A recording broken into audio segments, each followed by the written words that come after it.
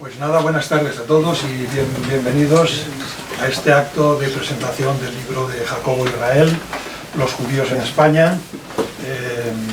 Bueno, yo creo que hace ya casi 20, pero 15 años seguro, yo recuerdo que presentábamos un libro en el Retiro, en los pabellones que la Feria del Libro de Madrid organiza allí para los acontecimientos habituales relacionados con la Feria del Libro. Presentábamos un libro que curiosamente tenía el mismo título que el libro que hoy estamos presentando, Los judíos en España.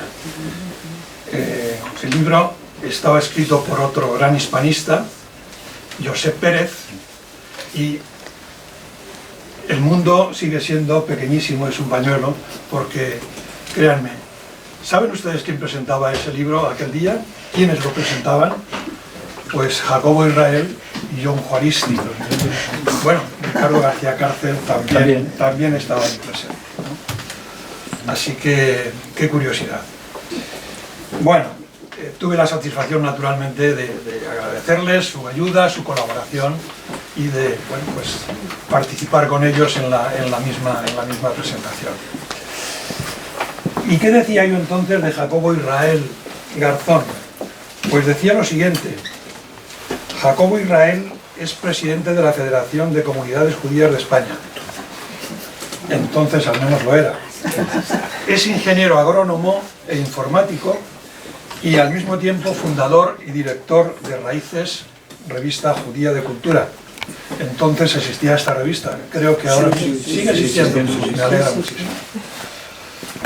Autor de varios libros de temas judaicos, entre los que conviene destacar, hablo del año 2006, conviene destacar La Comunidad Judía de Madrid, Los sefardíes del norte de Marruecos, un puente con España, y uno que acababa de publicar en esos momentos, Los judíos de Tetuán. Ahora he visto en el libro, en la solapa del libro, que aparece infinidad de títulos escritos por Jacobo Israel. Naturalmente, para saber realmente, para conocer cuáles son estos títulos, lo más fácil es acceder al libro. Es la mejor forma después, yo creo, de entenderlo, así que lo mejor de todo es que lo compren y lo comprueben. Bien, de Jon Juaristi dije en aquel momento que era catedrático en la Universidad de Alcalá de Henares, que fue director, sigue siendo, bueno, ya me han dicho hace poco que por poco tiempo, que fue director de la Biblioteca Nacional de España, naturalmente, y posteriormente del Instituto Cervantes, y que, también lo dije, era un gran ensayista y poeta, que como ensayista se había dedicado preferentemente a las raíces históricas y míticas de los nacionalismos europeos, y más concretamente del nacionalismo vasco. Fue premio Espasa de ensayo con el Bucle Melancólico, y por ese mismo libro se le concedió el Premio Nacional de Literatura en el año 1998. Algo parecido a lo que está ocurriendo con Jacobo Israel. Aquí no tenemos solapa del libro de Jon, pero Jon, mientras tanto, ha ido produciendo pues docenas de libros también. Personalmente me atrevo a recomendarles uno que he visto y he leído hace no mucho tiempo, que es una gran biografía de Unamuno. Como periodista ha sido distinguido con el premio Francisco Cerecedo. Bueno, hoy aquí no está Ricardo García Cárcel, pero tenemos a otra persona en la mesa que, en fin, lo sustituye. Y no estuvo en la presentación de aquel libro, creo recordar. Pero lo que sí tengo seguro es que lo conoce y que se lo sabe bastante bien, ¿no? Bueno, es José Antonio Lisbona, historiador y politólogo, máster en Relaciones Internacionales por la Universidad de la Sorbona. Yo particularmente lo conozco a él como un gran experto en judaica, naturalmente como un buen amigo y buen comprador de libros. Es autor de varios libros como Retorno a Sefarad, la política de España hacia los judíos en el siglo XX, España e Israel, historia de unas relaciones secretas, o Samuel Hadas, embajador de Israel al servicio de la paz. y ha recibido precisamente el premio Samuel Hadas a la amistad España-Israel. Bueno, yo creo que estas tres personas están perfectamente capacitadas para desentrañar, para hablarnos del libro de Jacobo, Israel, los judíos en España, 1789, perdón, 1902, publicado por Hebraica Ediciones. Yo creo que conozco al dueño de Hebraica Ediciones. El dueño de Hebraica Ediciones me parece que, vamos, es que yo recuerdo, puede ser un librero de Zaragoza, ¿no? Ah, eres tú. Yo he emprendido esto, una aventura editorial, evidentemente con un afán de lucro. No, está bien. Es un gran hallazgo. Pues tenía un compañero en la Asociación de Libreros, que era un librero de Zaragoza, que se ha decantado por Judaica y está editando libros de Judaica. Certeza, efectivamente, certeza. No, yo digo, me da la impresión de que puede ser Hebraica Ediciones. No, bueno, nada, está en buenas manos en cualquier caso. Bueno, pues nada más, espero que en fin, ahora nos ilustren perfectamente con sus conocimientos. Muchísimas gracias. Gracias a todos por venir, naturalmente, y por supuesto, gracias a estos tres espléndidos ponentes. Muchas gracias.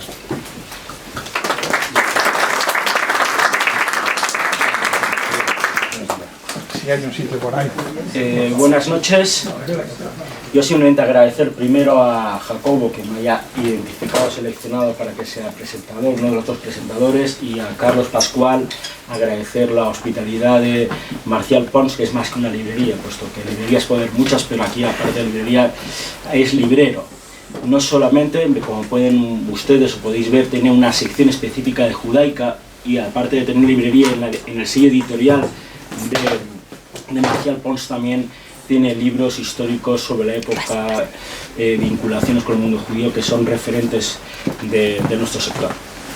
El presentador de una obra tiene que hablar del autor y de la obra, así se marca más o menos. Sin embargo, cuando estaba preparando las notas de hablar, yo decía, la gran ventaja que tenemos los que hacemos presentaciones sobre libros de ensayo, de historia, a diferencia de los que hacen presentaciones de libros de novela o de películas, es que no podemos caer en el spoiler, es decir, no vamos a destripar la trama de tu libro porque todo el mundo sabemos, y con ese título y esas fechas, en ese sentido. Así voy a intentar relatar y explicarles el libro de Jacobo. Muy bien ha dicho, y tal vez no me voy a extender porque ya lo ha presentado él, Carlos, de qué autor nos encontramos, pero tiene ciertas singularidades importantes. Ya lo ha dicho el propio Carlos Pascual, en que es un autor a desuso, puesto que su faceta de historiador no oficial, su faceta de divulgador de la cultura judía en España, su faceta de escritor, es bastante poco comparable con sus dos ingenierías, un ingeniero en informática y un ingeniero en agrónomo, ¿no?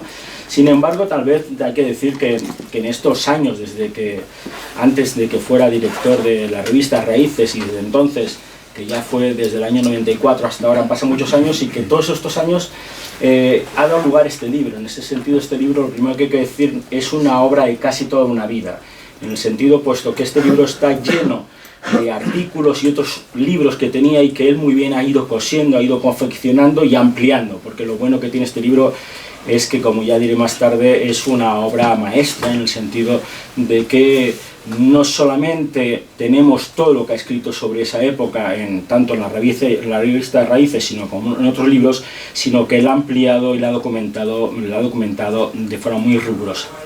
Si a ustedes les interesa, o a vosotros os interesa este tipo de libros y esta historia de los judíos en el siglo XIX, además tenéis una serie de libros que también tiene editado el propio Jacobo en la propia editorial, que sería el escrito en Sefará, los judíos hispano-marroquíes, que es otra obra de 575 páginas, a diferencia de esta que ya son 766, o los judíos de Tetuán, o la comunidad judía de Madrid, o también como Bauer y Masweger, es decir, aunque a mí hay uno que me gusta mucho por otros temas, que es Cartas a Caminante y otros escritos. Aparte, él tiene otras obras de cariño, que es un gran conocedor, que es sobre el judío español o la jaquetía, el idioma que se hablaba en la parte de Marruecos.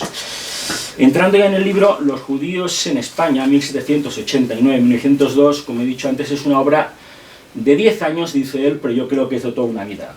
En el sentido de que se trata de una obra voluminosa, como he dicho, de 766 páginas, pero que se lee muy bien, que es una obra muy documentada y de una documentación rigurosa, y que se va a convertir en una obra de referencia, puesto que llena un hueco. No había una obra global, como yo llamo, una obra que recopilara y que desarrollara una historia sobre los judíos en el siglo XIX.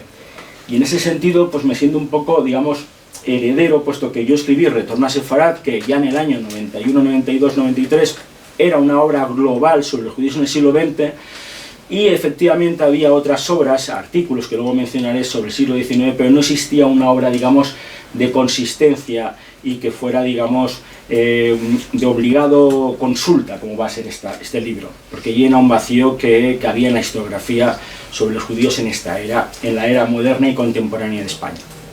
Por todo ello, no solamente es una obra necesaria, sino que es una obra imprescindible. Me gusta remarcar que es una obra global, porque no solamente es el siglo XIX, como ustedes, bueno, vosotros veis, desde 1789 a 1902, luego hablaremos de esos años previos y posteriores a lo que sería el libro concreto. No solamente, como he dicho, es una obra de consulta obligada, sino que está basada en unas referencias documentadas, bibliográficas y archivísticas que son realmente de un lujo. Valga un dato, que solo las referencias en diarios, periódicos y revistas son más de 115. Es decir, es, aparte de, por supuesto, los diarios de sesiones de las Cortes, los distintos periodos, ya sea los debates del 54, 1854, los debates de la Constitución del 68 o posterior. Es una obra de consulta, es una obra obligada, es una obra de referencia, es una obra voluminosa, pero también es una obra interesante, se lee con gran facilidad.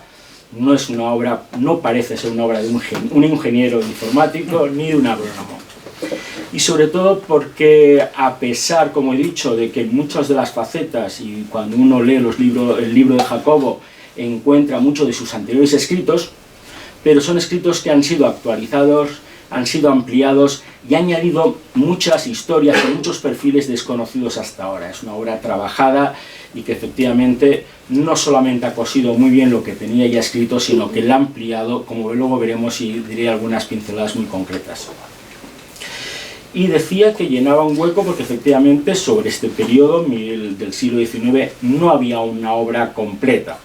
Sí que había obras interesantes, y que no está aquí, pero por ejemplo obra de nuestro querido amigo profesor Isidro González, El retorno de los judíos, que efectivamente es la primera obra que se edita en 1991 en Editorial Nerea, pero como casi todos los que hemos estudiado este periodo, casi nos concentramos a partir de la gloriosa, a partir de la Revolución de 1868 y sobre todo posteriormente a la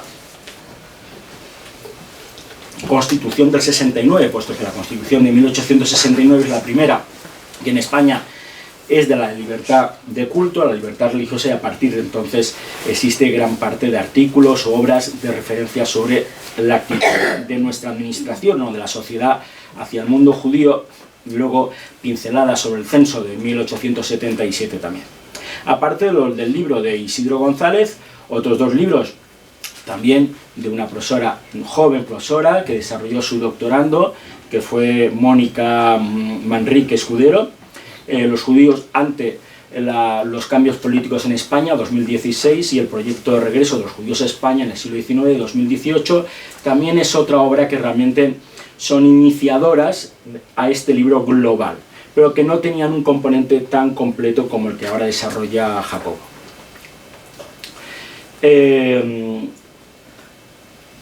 Como he dicho, el libro va un poco más de un siglo, va desde 1789 a 1902, luego veremos. La estructura del libro está en dos áreas muy concretas y dos partes muy diferenciadas. Es una parte, los dos de ensayo, de nueva creación, que sería una parte sobre España ante el tema judío, y una segunda parte, los judíos en España. La primera parte es un relato sobre la actitud y el comportamiento tanto de la sociedad como de la administración hacia los judíos. Y también al final de esa primera parte hay una parte interesante que sería la repercusión de la cuestión judía en la prensa al momento, que como luego veremos fue intensa. Efectivamente no habría una cuestión judía de importancia y de relevancia en la administración y en la sociedad, un mundo muy desconocido, pero sí en el mundo literario de la prensa, y luego señalaré 3 o 4 casos muy concretos. Lo importante del libro de Jacobo es que, como el siglo XIX es un siglo difícil de entender, complicado, oscuro en muchos casos también, él lo desarrolla fácil. Por eso decía que era un libro interesante y fácil de leer, puesto que cuando uno va leyendo el libro siempre existen las referencias anteriores o posteriores en cronología y anteriores sobre el contexto histórico, el contexto político y el contexto financiero que es importante en que se desarrolla. Y lo desarrolla en 3 áreas muy concretas, 3 áreas históricas, 3 fases históricas, 3 periodos, que luego también desarrolla esa misma relación hacia el mundo judío y la cuestión judía. Un primer periodo, desde, por eso decíamos, 1789 a 1933, que es desde Carlos IV, pasando por José Bonaparte, la Guerra de Independencia, las Cortes de Cádiz, y concluye con Fernando VII en 1833. Es un periodo absolutista, salvo el bienio liberal, y una segunda etapa muy larga, concreta, 1833-1868, el periodo isabelino, que concluye con la gloriosa, con la revolución de 1868, y una tercera parte final, que es ya que donde la cuestión judía tiene un gran debate, que es entre 1868 y 1902, y concluye en 1902, puesto que es la fecha de entronización del rey Alfonso XIII. Entre esas 3 áreas se desarrolla, como he dicho anteriormente, 2 áreas, 2 específicamente áreas, que es el establecimiento de los judíos en España y la vida judía en España, que tiene sus diferencias. El establecimiento de los judíos en España, de forma general, porque luego no fue un retorno en un establecimiento en masa, sino fue de forma individualizada. Primero por unos judíos que en muchos casos se convertían o eran criptojudíos, o otros judíos que llegaban más bien como prusianos, como alemanes, como franceses, de religión judía o de raza judía, de etnia judía, pero que no tenían una vida judía, digamos, institucionalizada, puesto que, como vosotros sabéis, gran parte de la institucionalización de las comunidades judías en España se basa en 1916-17 en Madrid, 1919 en Barcelona y 1904 la de Sevilla, que es la primera a nivel institucionalizado. Desarrolla cómo van llegando estos judíos de forma muy individualizada, ya sea los hispano-marroquíes que proceden del protectorado, de Tetuán, de otras de nuestras 2 plazas, Ceuta y Melilla, o desde el mundo europeo, para luego desarrollar unos perfiles concretos. Y una segunda parte de esta, que es la vida judía en España, que ahí sí que yo, como he entendido, he encontrado muchas novedades, muchas innovación y sobre todo datos inéditos, porque se sabía cosas sobre comunidades más extensas como Madrid, Barcelona o Sevilla. Él ha añadido de Madrid bastantes cosas, que no entraré, y sobre todo otras áreas concretas, por ejemplo, la vida judía en el País Vasco, sobre todo en San Sebastián, ya que tenemos aquí a John, en el sentido de los que procedían de Bayona, y también pues Canarias y Málaga, Ceuta y Melilla, por supuesto. Después de esos 2 capítulos extensos que sitúa de una forma de ensayo la vida judía en España y la vida del recibimiento de sus judíos en España, tiene 7 capítulos de gran interés, que ya ha repetido esa estructura en otros libros suyos, como escrito en Sefarad, en que clasifica esos judíos que llegan desde 7 perfiles distintos, desde los judíos financieros, los judíos de la gestión de infraestructuras, que básicamente es el desarrollo del ferrocarril, en el mundo de la moda y la confección, en el mundo de la joyería, relojería y antigüedades, en el mundo de la ciencia y la cultura, en el mundo del comercio, y otros que se llaman un saco donde ha entrado. Pero ahí entremos que son 88 perfiles, donde algunos son muy conocidos, y son muy conocidos también porque se desarrollan y continúan durante el siglo XX, como los Bauer, y todos conocemos las inversiones financieras de los Rothschild, pero hay otros muy desconocidos también y que aportan gran parte de conocimiento a esta área específica del siglo XIX. Y luego, para los historiadores o los politólogos o para los especialistas en la historia de los judíos en España, en la actualidad, en la vida contemporánea y moderna, hay una parte que yo agradezco principalmente a Jacobo. Tal vez los lectores noveles se la pasarán, no la leerán. Yo os recomiendo que hagan una selección y que seleccionen alguno de los artículos, que es un gran apéndice, es un gran anexo que tiene nada más que 39 capítulos que reproducen documentos, artículos y otras historias que ahora explicaré. Nos podemos encontrar la reproducción del decreto de abolición de la Inquisición de 1834 o la Real Cédula de Carlos IV de 1804, donde se volvía a prohibir la entrada de judíos.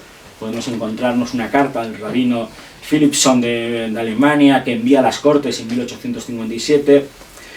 Nos podemos encontrar bastante selección de artículos de esas áreas de prensa que básicamente estaban basadas en antisemitismo, en los pogroms de Rusia de 1881-1882.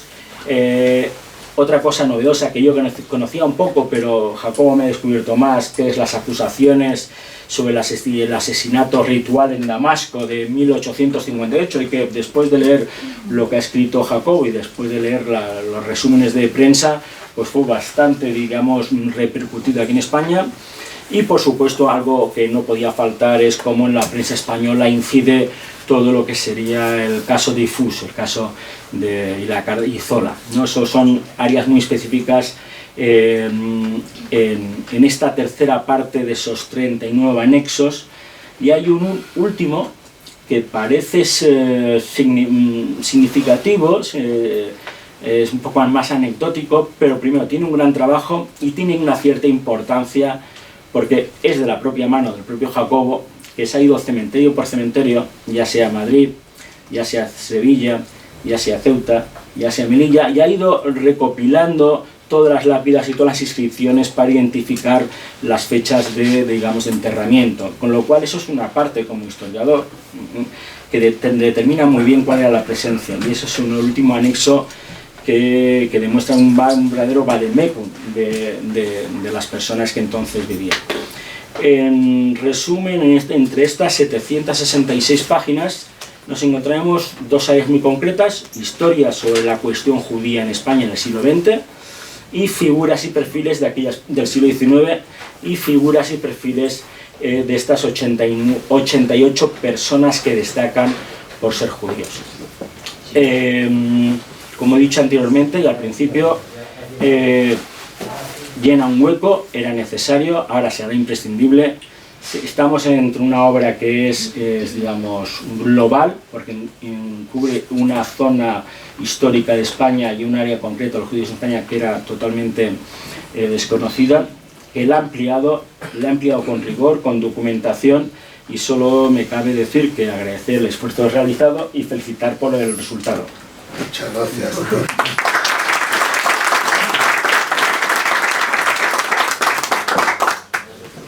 Bueno, pues buenas noches a todos. Quiero también agradecer, como ha hecho José Antonio, a Carlos Pascual, que haya cedido la librería para una presentación de un libro magnífico. Estuve en la presentación de otro libro magnífico hace una semana, de Juan Pablo Fusi.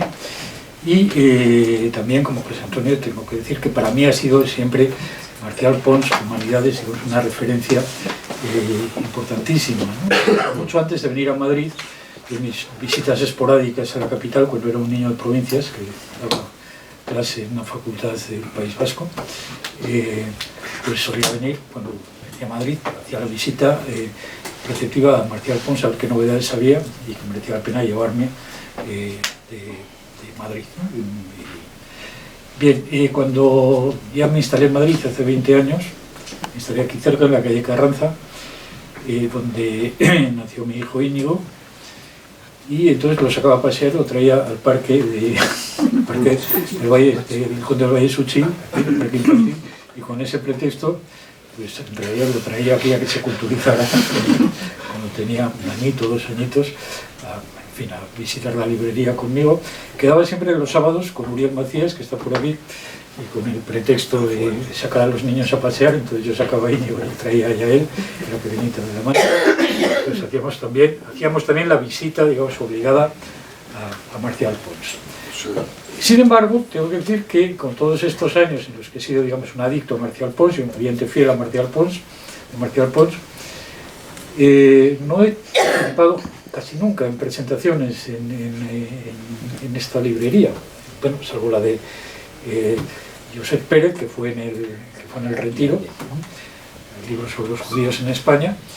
La única ocasión en la que recuerdo haber estado presentando un libro aquí fue también un libro sobre judaísmo, un libro de Elie Barnaby, que estuvo aquí, el autor, y que hicimos la presentación en francés, si no recuerdo mal. Bien, pues que es un honor, digamos, estar hoy con Jacobo y con José Antonio en esta mesa. Con José Antonio no había participado tampoco en ninguna presentación, digamos, hasta ahora, y es temible si se le deja la relación a él, porque lo cuenta todo, entonces le deja muy poco campo para lucirme. Pero muy bien, una cosa es no ir de spoiler y otra cosa es hacer una descripción exhaustiva del libro, que es lo que ha hecho José Antonio, muy bien hecha, por otra parte.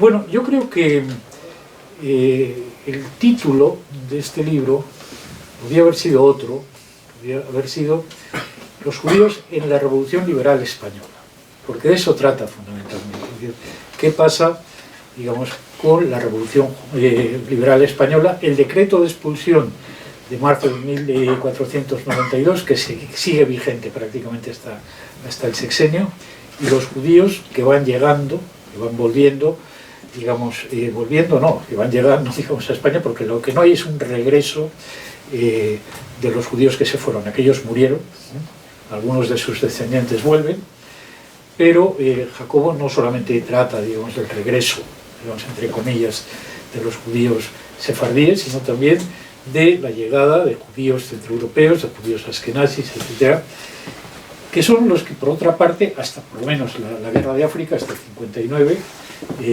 van llegando desde el periodo isabelino, y van llegando fundamentalmente como agentes financieros de casas como los Rothschild, etc., van llegando, digamos, a la llamada de estas oportunidades económicas que se abren en España, con esa modernización tardía, pero, digamos, con un horizonte abierto. Y que los hombres de finanzas en Europa pues se dan cuenta de las posibilidades que ofrece, y entonces llegan y contribuyen, como siempre ha sucedido, digamos, cuando en Europa ha habido un movimiento pragmático que se ha dado cuenta de las posibilidades de desarrollo económico en España, han servido fundamentalmente para ampliar las libertades políticas en este país y para, digamos, hacer avanzar, hacer progresar, digamos, en un sentido liberal el sistema español, un sistema por lo general cerrado. Hubo una tentativa previa que ya se había producido abundante historiografía, que es la llegada de los hombres de negocios portugueses en el siglo XVII a España durante el reinado de Felipe IV y bajo, digamos, el conde duque de Olivares. El conde duque de Olivares había tenido, digamos, la intuición de que hacía falta en España un grupo financiero importante que ayudase a la corona, digamos, a financiar sus guerras en Europa. En esos momentos estaba metido lo que después se llamó la Guerra de los 30 años, se llamó después, ahí saben ustedes esa comedia en la que aparece un tipo diciendo me voy a la Guerra de los 30 años, querido. Pues, no, se llamó la Guerra de los 30 años después, entre 1618 y 1648, el Paz de Westfalia. Bueno, pues entonces el conde duque de Olivares relajó, digamos, la Inquisición en España, la endureció en Portugal y consiguió, digamos, el trasvase de una serie de cristianos nuevos portugueses que se asentaron en Madrid y en la raya de Portugal prácticamente, en ciudades de Rodrigo, en Mérida, etc. Cuando cayó Olivares, la Inquisición se ensañó con estos grupos y prácticamente desaparecieron. Fue una tentativa de aclimatar, de hacer volver, digamos, por lo menos, digamos, a hombres de negocios judíos o criptojudíos, buena parte de ellos a España, pero, digamos, la represión que siguió a la caída de Olivares los obligó, digamos, a los supervivientes a marchar, digamos, hacia Francia, hacia Holanda, etc. No podían volver a Portugal porque en Portugal, digamos, les esperaba un destino como el de España, digamos, en esos momentos prácticamente. Bueno, la Revolución Liberal es de lo que trata la primera parte de este libro, y trata de las limitaciones de la Revolución Liberal en España. ¿Por qué la Revolución Liberal, que comienza en teoría, digamos, entre 1810 y 1812 en las Cortes de Cádiz, es incapaz de abolir el decreto de expulsión que sigue vigente, digamos, en España hasta el sexenio? Bueno, simplemente porque la Revolución Liberal en España es una revolución limitada, a pesar de que hay quien dice que fue una revolución estupenda y completísima, y que, bueno, pues que incluso la palabra liberal procede en todo el mundo del vocabulario político español. Lo cierto es que los liberales españoles se estaban tentando mucho la ropa con la cuestión religiosa desde la guerra contra los franceses, desde la guerra de 1808-1814, habían tenido ya la experiencia, en 1810, que buena parte de los combatientes españoles en las guerrillas, digamos, contra Napoleón eran, digamos, unos integristas, por llamarlo de alguna forma, católicos y antiliberales. Es decir, que salían a luchar contra los franceses, no solamente, digamos, porque eran franceses en sí, que también, por aquello de la simpatía atávica entre los españoles y los franceses, no salían simplemente, digamos, a matar franceses por eso, sino porque los franceses eran gente sin Dios, es decir, gente liberal. Iban a por ellos, digamos, en su condición de liberales, no en su condición de... Por tanto, los liberales españoles pues andaban, digamos, andaban con pies de plomo en esta cuestión. Y por tanto, en las Cortes de Cádiz no se atreven, digamos, a plantear la libertad de cultos, y mucho menos la abolición del decreto de expulsión de los judíos de 1492. No se atreven a hacerlo porque habría sido, digamos, una provocación a los absolutistas, digamos, que combatían en esos momentos contra los franceses, que eran probablemente una mayoría, como después se comprobó en el trienio constitucional, donde los liberales, digamos, eran fundamentalmente militares, los que el pronunciamiento de Cabezas de San Juan, de Riego, etcétera, lo llevan a cabo militares, que son capaces después de imponer, digamos, la Constitución de Cádiz y ponérsela a Fernando VII. Pero el trienio es un verdadero desastre, porque en el trienio, digamos, los focos de liberalismo son una especie de pequeños islotes de liberalismo aislados en un mar de contrarrevolución agraria que los está hostigando sin cesar hasta que fracasa, digamos, el trienio como tal. Y por tanto, digamos, fracasa también la tentativa de abrir, digamos, a la libertad de pensamiento también del campo liberal en España. El periodo isabelino también es, digamos, un periodo donde brilla por su ausencia, digamos, el liberalismo en el aspecto de libertad de pensamiento, libertad de culto y libertad de religión. Hay un detalle que sí me gustaría comentar. Jacobo habla de antisemitismo para referirse a esta actitud, digamos, negativa, de rechazo, digamos, a los judíos en el siglo XIX español. Afinando un poquito, yo diría que no se trata del antisemitismo moderno que conocemos después, el antisemitismo nazi, el antisemitismo francés, que sale a la luz, digamos, con el asunto Dreyfus en 1895, en torno a 1895, sino de un antijudaísmo religioso, un antisemitismo religioso, donde fundamentalmente se odia a los judíos, digamos, por ser el pueblo deicida, el pueblo que para los católicos, para los cristianos, es el pueblo que ha matado a Cristo. Y por lo tanto, digamos, es el pueblo del diablo, ¿no? Es, por tanto, digamos, un antisemitismo muy arcaico, no es un antisemitismo moderno, es un antisemitismo que hunde sus raíces, digamos, en la Edad Media, donde se pintaba a los judíos con cuernos y con rabo, ¿no? Entonces, digamos, lo característico del antisemitismo español del 19 es que es un antisemitismo muy antiliberal, está, digamos, unido, pero vamos, íntimamente con el antiliberalismo, a través de, digamos, un mito creado ad hoc, pues, que es el mito del contubernio judeo-masónico. Los judíos son, digamos, son los que controlan, digamos, en todo el mundo, y en Europa fundamentalmente controlan a la masonería y a las sociedades secretas. Fundamentalmente miran a Francia, digamos, donde efectivamente hay muchos judíos masones, y hay muchos masones que no son judíos también, pero digamos, en España se fijan en lo que quieren los católicos, y obviamente se fijan en esta especie de presencia, la presencia de los masones, de los judíos en la masonería francesa. No en España, porque en España había masones, pero no había demasiados judíos. Alguno que había es probable que sea, no lo sé, uno de los masones españoles, pero realmente la mayoría de los masones españoles obviamente no eran judíos. Bien, lo interesante del libro es que hace un planteamiento, una descripción de la situación de los judíos en la España contemporánea, no en la España moderna, que es importante, porque no solamente, digamos, atañe a lo que fue el siglo XIX, sino que gran parte del siglo XX se explica, digamos, por este fracaso de la revolución liberal en el siglo XIX. Se explica, digamos, no solamente la historia de los judíos en el siglo XX, sino también la historia de España en el siglo XX. La historia de España en el siglo XX es en buena parte, y ojalá no sea en el XXI, voy a tocar madera, pero tal y como están las cosas, me tengo que sospechar lo peor, pero en fin, o sea, lo que sucede en la España del siglo XX, en la España contemporánea ya después del siglo XIX, es en gran parte consecuencia de este fracaso, de esta debilidad del liberalismo español del siglo XIX.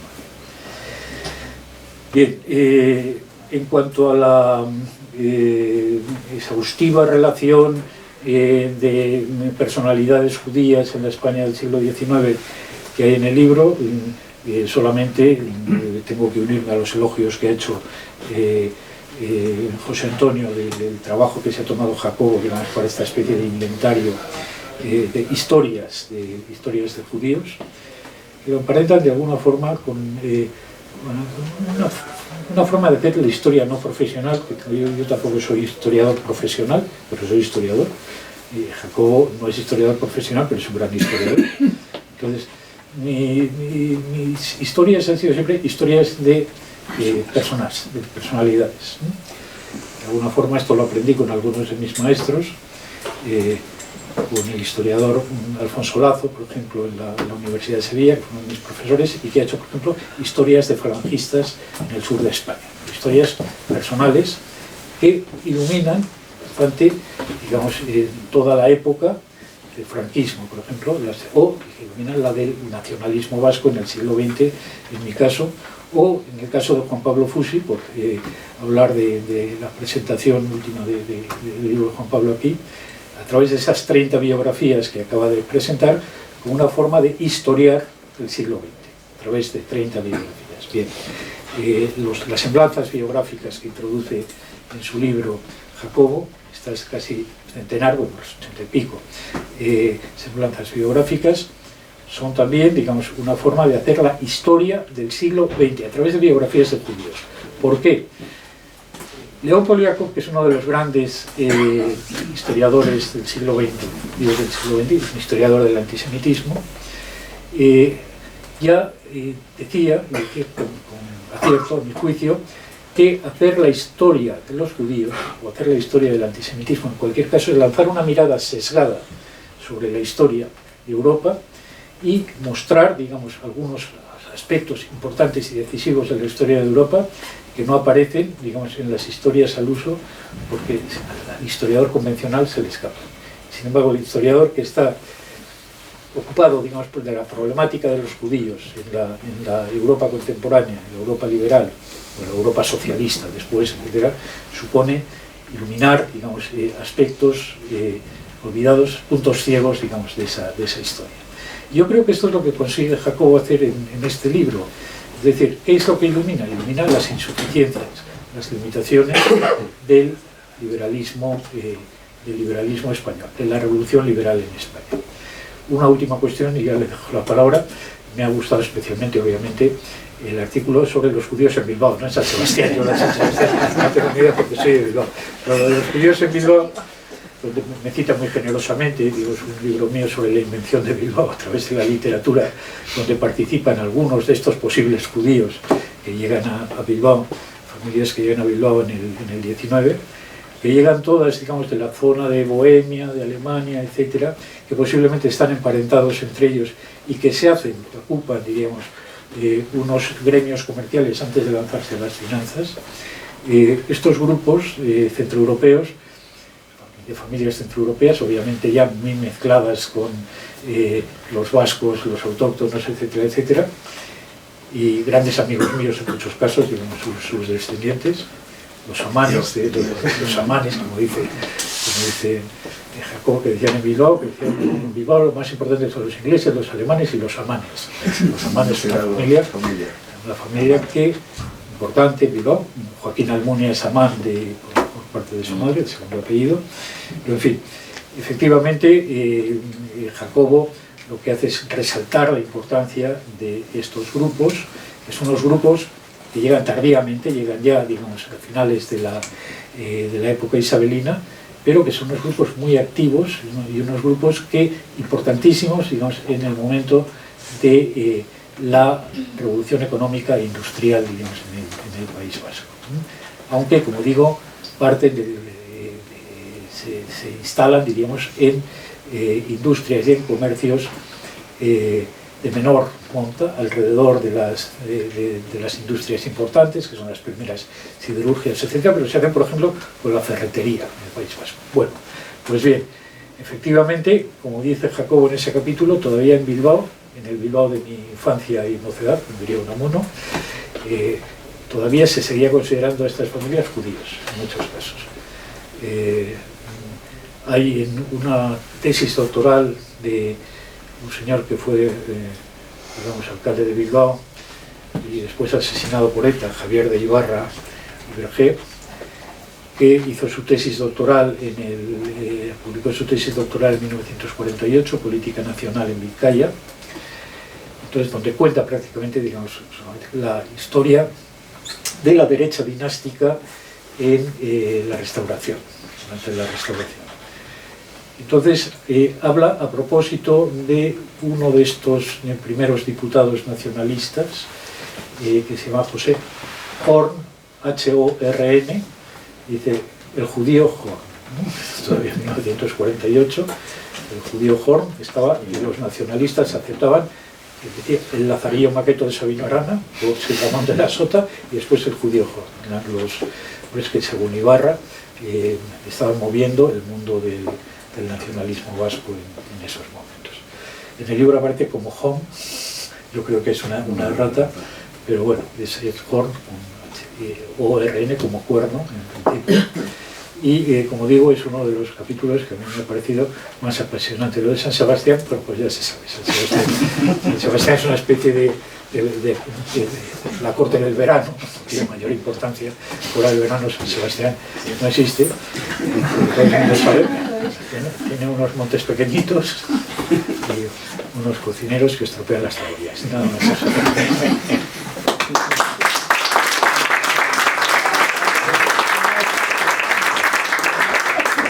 Gracias, John.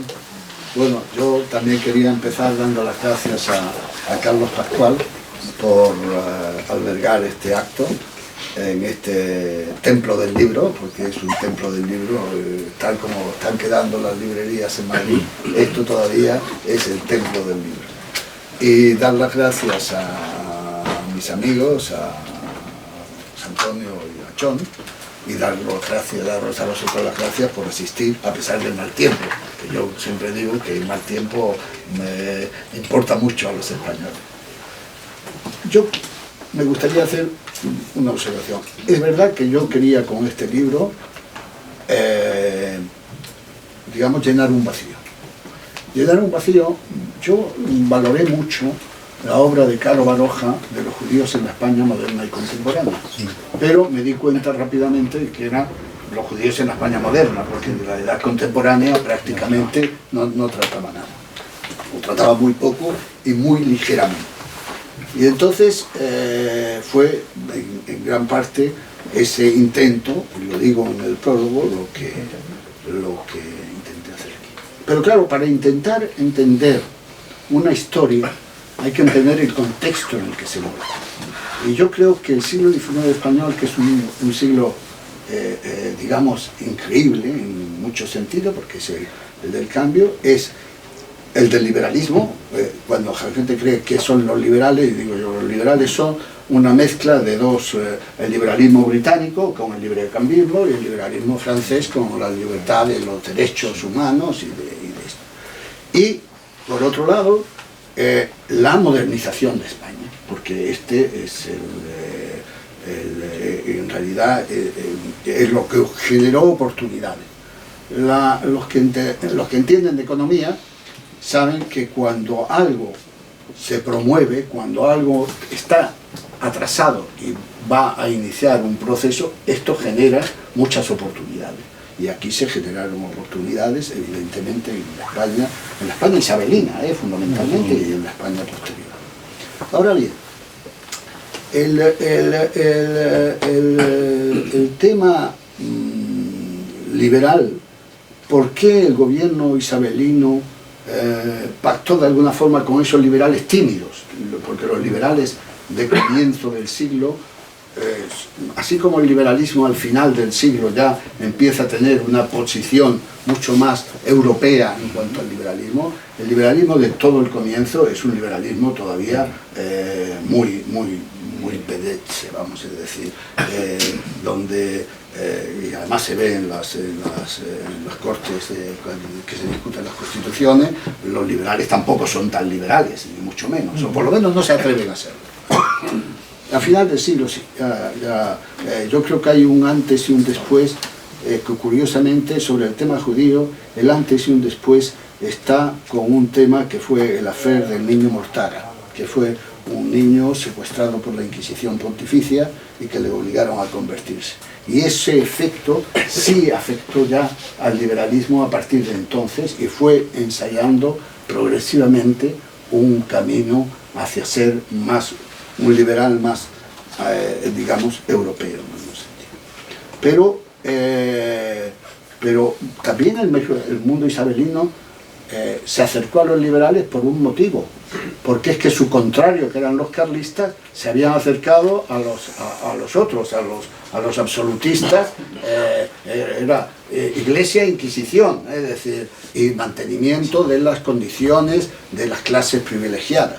Entonces, la regente, María Cristina de Borbón-Parma, pues tuvo, de Nápoles, sí, tuvo que, bueno, la familia era de Borbón-Parma, tuvo que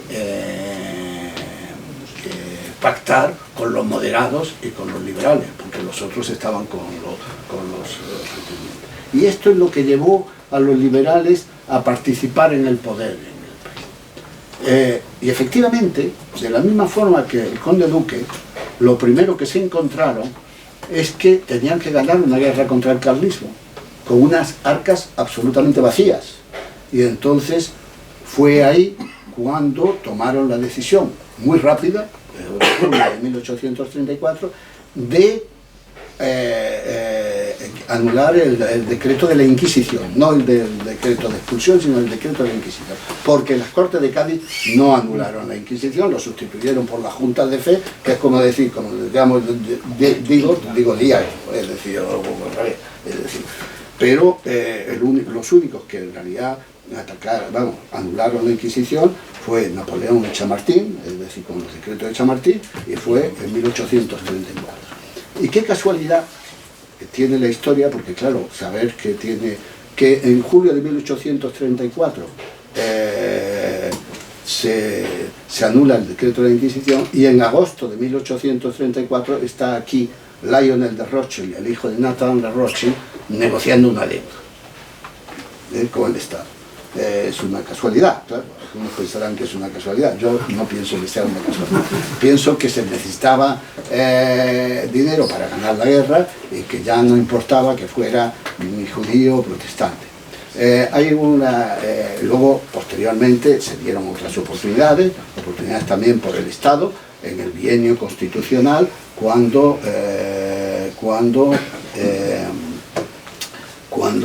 intentan mejorar, crear lo que se llaman las sociedades de crédito, que eran sociedades destinadas a que el ahorro del pueblo se dedicara a la industrialización del país, y cuando se planteó el ferrocarril. Y entonces aquí vinieron fundamentalmente los Pereira. La gente no sabe, pero las dos primeras líneas, las dos principales líneas de España hasta los años 20 del siglo XX, fueron la línea del norte, que era propiedad de los Pereira, y la línea de Madrid, Zaragoza, Alicante, que era propiedad de los Rothschild. Y con ellos vinieron una gran cantidad de gestores de infraestructuras que también eran judíos. Yo cito aquí algunos, pero entonces, y luego había oportunidades individuales de comerciantes alemanes, etcétera, que como el mercado español se abría, pues venían los bohemios, etcétera, que traían mucho con la cristalería, las estos de Bohemia, etcétera, y muchos comerciantes que traían las técnicas comerciales del centro hasta España. Y también los de Bayona fue un elemento económico fundamentalmente. ¿Por qué? Pues porque Espartero puso una aduana en el País Vasco que antes no existía, después de ganar la Primera Guerra Carlista. Y entonces, al imponer unos aranceles a Bayona, que entonces tenía un mercado abierto en el norte de España, pues se vio obligado a que los industriales bayoneses vinieran a invertir en España. Quiero decir que las condiciones económicas y la historia económica tienen mucho que ver con la historia. Yo no sabría decir si fue un siglo fracasado, porque fue un siglo de intento de modernización y fue un siglo de desarrollo liberal. Y creo que de alguna forma impulsó un cambio en la mentalidad, pero no fue un siglo digamos fastuoso.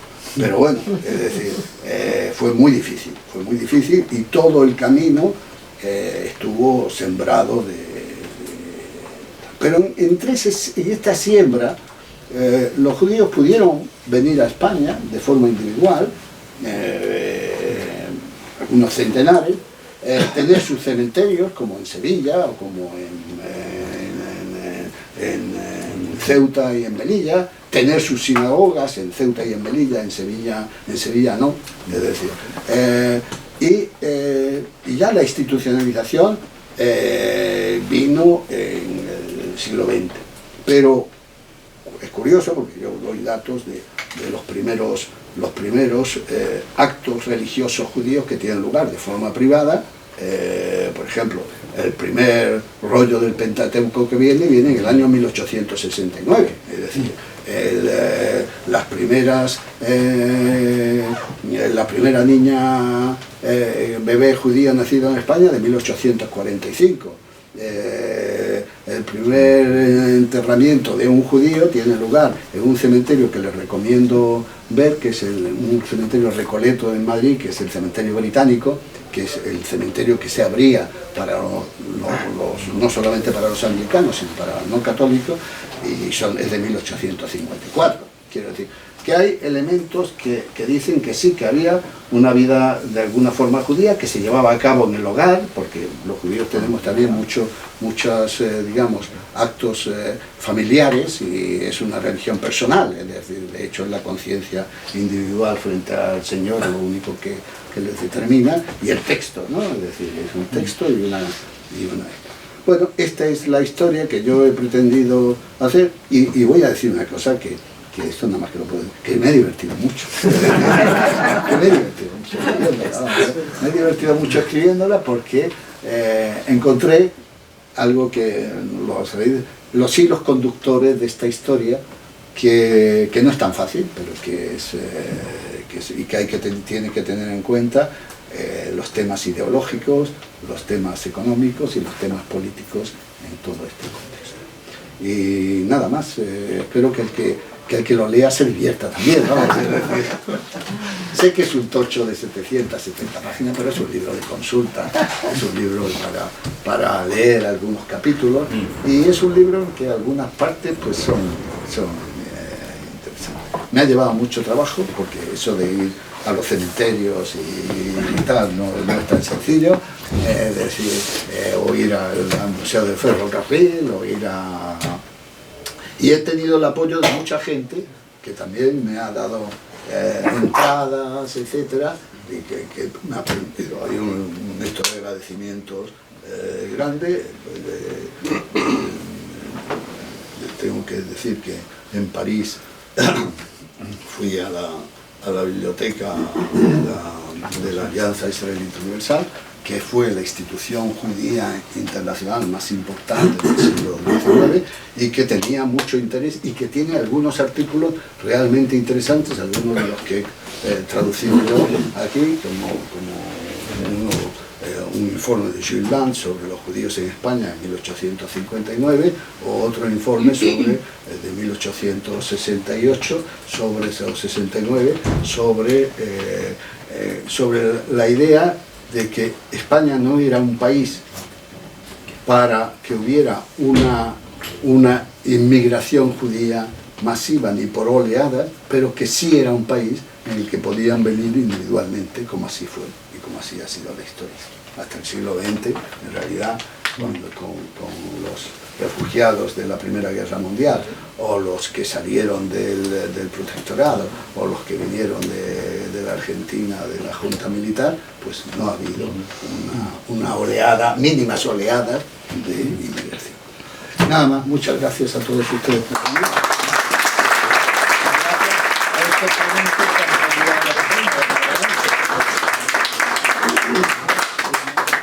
¿Puedo decir una cosa? Sí. No, solo una precisión con respecto a la Revolución Liberal. Puede parecer que yo he negado la existencia de una Revolución Liberal en España, lejos de mí, digamos, esa intención, ¿no? Ni mucho menos. En España hubo una Revolución Liberal, pero una Revolución Liberal muy condicionada, digamos, por lo que era la cultura del país, que era una cultura, digamos, a nivel de base, de gente muy antiliberal. Hace 40 o 50 años, en la España de mi lejana juventud, la historiografía marxista discutía sin parar si España se había hecho una revolución liberal o no se había hecho una revolución liberal. Si la revolución pendiente en España era la revolución liberal o era la revolución bolchevique, comunista, digamos, ¿no? La revolución socialista en aquellos momentos. Los trotskistas, entre los que me he contado desgraciadamente, pero bueno, especialmente para los trotskistas. Bien, los trotskistas sostenían que se había hecho ya la revolución liberal, la revolución burguesa, y que por tanto la revolución pendiente era la revolución socialista. Los maoístas decían que no. Y los del PC pues decían cualquier cosa, según el día que se decía. Pero bien, en cualquier caso, digamos, sobre la revolución liberal, hay un libro que se publicó en Rodo Ibérico en ese momento, así que tuvo cierta importancia, era el Ignacio Fernández de Castro, de Fernando VII al Plan de Desarrollo, se llamaba, donde trataba de escribir de una forma más retórica que otra cosa, pero digamos, cómo la revolución liberal pues ya había llegado a unos niveles de profundidad bastante grandes. Bueno, en economía eso no tiene demasiada duda. En economía la revolución había comenzado incluso, digamos, antes de 1800, había comenzado en plena resaca de la guerra de la Convención. En 1796 se producen las primeras desamortizaciones de bienes comunales y a partir de ahí, digamos, la revolución económica está en marcha. Pero, digamos, en el otro aspecto, en lo que es la revolución de las mentalidades, la revolución de la libertad de pensamiento, etc., pues eso es bastante más discutible. Entre otras cosas porque hay una tendencia dentro de los propios sedicentes liberales isabelinos a entenderse con el enemigo, pero desde el primer momento. ¿El enemigo quién es? El absolutismo. Pero el absolutismo también es necesario para el liberalismo español, para el liberalismo isabelino. Es decir, desde María Cristina de Nápoles hasta Isabel II, digamos, hacen cambalaches muy curiosos, a veces bajo mano, trapicheos, digamos, con los carlistas, que en cualquier caso pues eran sus primos, hermanos, sus parientes próximos, ¿no? Una cosa que hace Isabel II, por ejemplo, es en los años, en la década de 1860, facilitar que los oficiales carlistas convenidos, que ya estaban en el ejército español, que algunos de ellos eran generales y seguían siendo carlistas, fuesen a luchar, digamos, junto a las tropas borbónicas y papales en Italia contra los garibaldinos. Entonces, por ejemplo, muchos de estos generales carlistas que intervienen en la Tercera Guerra Carlista, Savals y compañía, pues aparecen en las fotografías vestidos con el uniforme de los zuavos pontificios, digamos, en una expedición que había pagado Isabel II. Curiosamente fusilan a uno de estos coroneles carlistas en Calabria, coronel que se llamaba Borges, nada menos. El coronel Borges, carlista, fue fusilado apenas puso el pie en Calabria, ¿no? En el desembarco. Pero esta era gente que pertenecía, digamos, al ejército español, al ejército isabelino. O sea que esta especie de trueques... En este libro que he mencionado, Javier de Ibarra Vergé, hay un prólogo de Rafael Sánchez Mazas, el padre de los Ferlosio, etcétera, que fue ministro de Franco, y camisa vieja, viejísima de Falange, como se sabe, diciendo que, bueno, que en Vizcaya, digamos como en toda España, el liberalismo había sido un liberalismo orgánico. No sé qué entendía por liberalismo orgánico, algo así, como la democracia orgánica de Franco, y que los descendientes de aquellos liberales de 1833 y de 1872, digamos, habían acabado unidos con los descendientes de los carlistas de 1833 y de 1872 para defender la España católica una grande y libre. O sea que en este sentido, digamos, el liberalismo era un liberalismo acomodaticio que podía deslizarse de un lado a otro. En el aspecto económico parece evidente que no, o sea que la revolución económica se hace con reglas de la ley. Y hablando del asunto Dreyfus, para terminar, una cosa curiosa es los anti-Dreyfusards españoles, el caldo mental que se tenía en la España de ese momento sobre lo que se une el viejo antisemitismo con el nuevo antisemitismo. Bueno, pues un anti-Dreyfusard muy cualificado en la España de los años 90 es Sabino Arana. Sabino Arana Goiri era un antijudío absoluto que se convierte, pero con el asunto de Dreyfus comienza a aparecer un antisemitismo de síntesis, un viejo antijudaísmo cristiano y un antijudaísmo social, y un antisemitismo social moderno, y uno de los que defienden a Dreyfus, curiosamente, en la prensa española de los años 90 es Baroja. Baroja aparece como un Dreyfusard, después va a ser el antisemita más caracterizado de la generación del 98, pero en esos momentos defiende a Dreyfus. Un aspecto que no me gustaría olvidar es que en la prensa, por ejemplo, el tema sefardí se trata mucho antes de Pulido, y estamos hablando de los años 50, 60.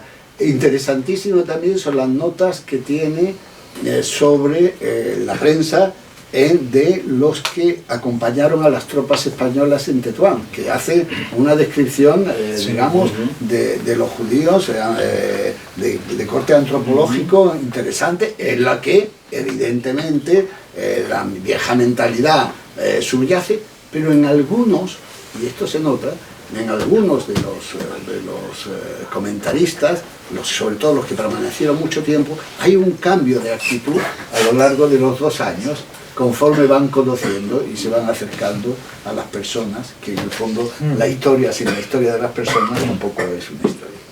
Pues nada, gracias. Si alguno tiene una pregunta, yo estoy encantado de contestar. Sí, Carlos. Bueno, es por romper el hielo. Sí, sí.